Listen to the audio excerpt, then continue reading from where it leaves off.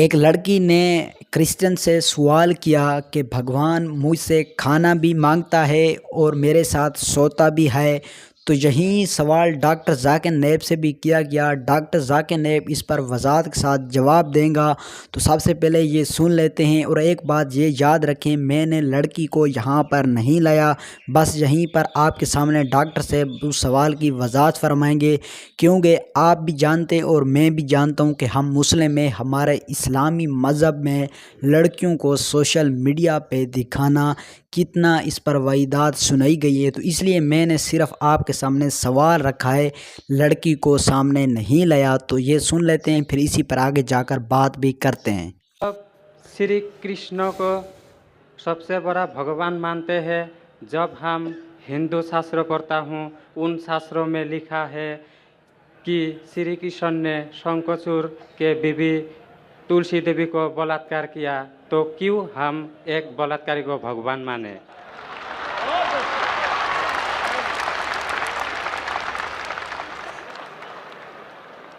भाई साहब का सवाल है कि हम श्री कृष्ण को भगवान मानते हैं, अगर उसने बलात्कार किया है तो बलात्कारी को भगवान क्यों माने।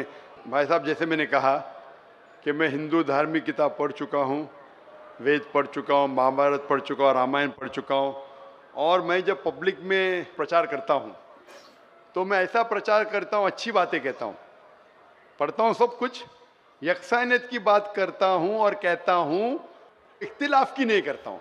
आपने जो सवाल पूछे कि क्यों मानते, मैं आपसे पूछूंगा आप क्यों मानते।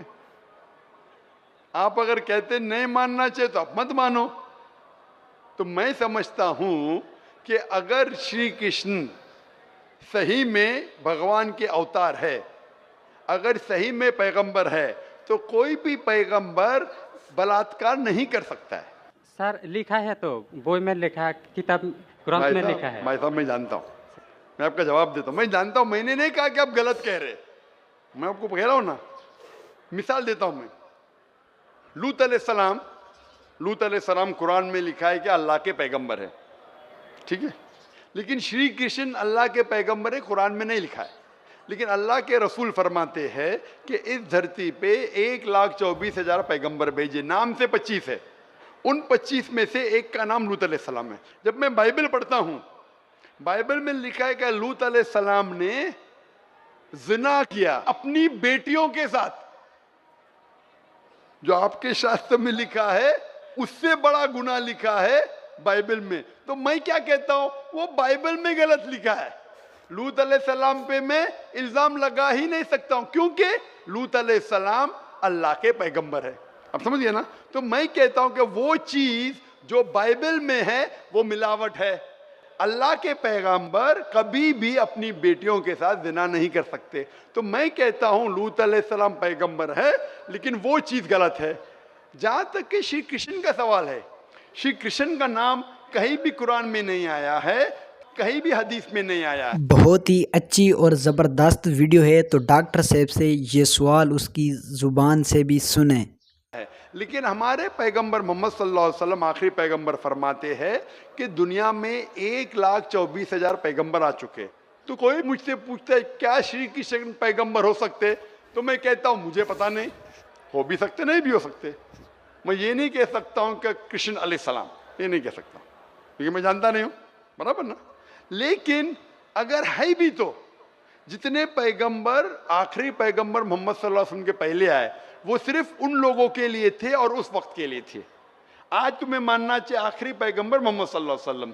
تو اسی لیے اس شاستر کے بارے میں جانتا ہوں، شری کرشن کے بارے میں رادھا کے بارے میں بھی جانتا ہوں، شری کرشن کی کتنی بیویاں دو بھی جانتا ہوں۔ شری کرشن کی 8 بیویاں تھی، بعد میں جنگ کے میدان میں 16,100 بیویوں سے شادی کیا، کل ملا کے ان کے پاس تھے 16,108 بیویاں۔ کتنی؟ 16,108 بیویاں مہابھارت میں لکھا ہے، اور ان 16,108 میں سے رادھا ان کی بیوی نہیں تھی۔ اور آپ نے جو کہا وہ بھی صحیح ہے۔ ابھی میں زیادہ تفصیل سے بات نہیں کرنا چاہتا ہوں، لوگ کہیں گے ذاکر تنقید کر رہا ہے، تو اسی لیے میں اس بات کو قطعی نہیں مانتا ہوں کہ یہ بھگوان کی طرف سے ہو سکتا ہے۔ آپ سمجھتے نا، اگر شری کرشن خدا کے اوتار ہے یا پیغمبر ہے تو کوئی بھی پیغمبر ایسا نہیں کر سکتا ہے۔ आप समझे ना। तो इसीलिए ये चीज में मैं नहीं मानता हूँ। आप मानते ऐसा कर सकते हैं श्री कृष्ण? किताब में लिखा है तो लिखा है तो, हम लेकिन तो आप नहीं मानते हैं। बिल्कुल सही, बराबर, मैं भी नहीं मानता हूँ, मैं भी नहीं मानता हूँ। क्योंकि कोई भी भगवान के पैगंबर, या अगर पैगंबर जो अच्छे इंसान, पैगंबर तो दूर की बात है, कोई भी अच्छा इंसान बलात्कार कर ही नहीं सकता, पैगंबर तो दूर की बात। आप समझे ना। माशाल्लाह डॉक्टर जाकिर नाइक बहुत ही अच्छे अंदाज के साथ वजाहत फरमा रहे हैं आपके सामने, तो आज की वीडियो को कंप्लीट समझ लें। कोई भी अच्छा धार्मिक इंसान बलात्कार नहीं कर सकता है, तो सवाल उठता है नहीं। इसीलिए मैं लोगों के सामने ये सब पेश नहीं करता हूं, नहीं तो लोग बोलेंगे ये झगड़े लड़ा रहा है। आप समझे ना, मैं झगड़े लड़ाना नहीं चाहता हूं। कुरान में नहीं लिखे क्या, जो चीज यकसा नहीं है वो पेश करके लोग को लेके आओ। कुरान में लिखे जो यकसा है उसके बारे में बात करो, लोगों को करीब लेके आओ।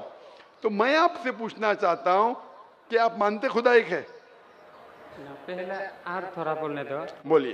तो ग्रंथ में ऐसा क्यों लिखा गया है? कुरान में तो टॉप क्लास है, एक भी सवाल ऐसा नहीं है, क्लियर एकदम फर्स्ट क्लास है। क्यों लिखा है बोलता हूं मैं, क्यों? क्योंकि जैसे मैंने पहले कहा कि वक्त के दौरान ये जितने किताबें कुरान के पहले आई वो महदूद थी, एक वक्त के लिए, एक लोगों के लिए। वक्त के दौरान बदलते गई और एडिशन आते गए। जैसा मैंने पहले कहा कि महाभारत असल में जब आप पूछेंगे पंडितों से, महाभारत सबसे पहली बार अर्जुन के ग्रैंडसन ने कहा था। महाभारत उस टाइम 8000 श्लोक थे। उसने दोस्तों से कहा, बच्चों ने बाप ने बेटे से कहा, फिर वो बाप ने बेटे से कहा, अपने बेटे से कहा, कहने से हो गए 24,000 श्लोक। अभी 8000 से 24,000 16,000 तो कोई ना कोई लिखाएगा ना, खुदा ने थोड़ी लिखे, वो तो इंसान ने लिखे। आज के तारीख में 1 लाख श्लोक है, तो ये सब मिलावट है ना, तो ऐसे मिलावट आती गई।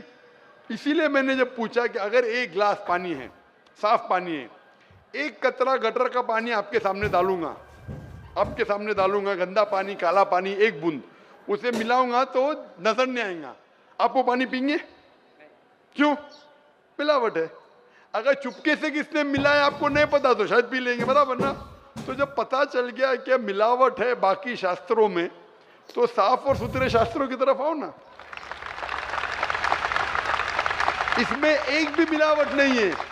चैलेंज है कुरान में, कुरान का चैलेंज है। इसीलिए जो लोग तनकीद करने की कोशिश करते हैं, एक फेमस आदमी है विलियम मोर, जो बहुत तनकीद करता है इस्लाम का।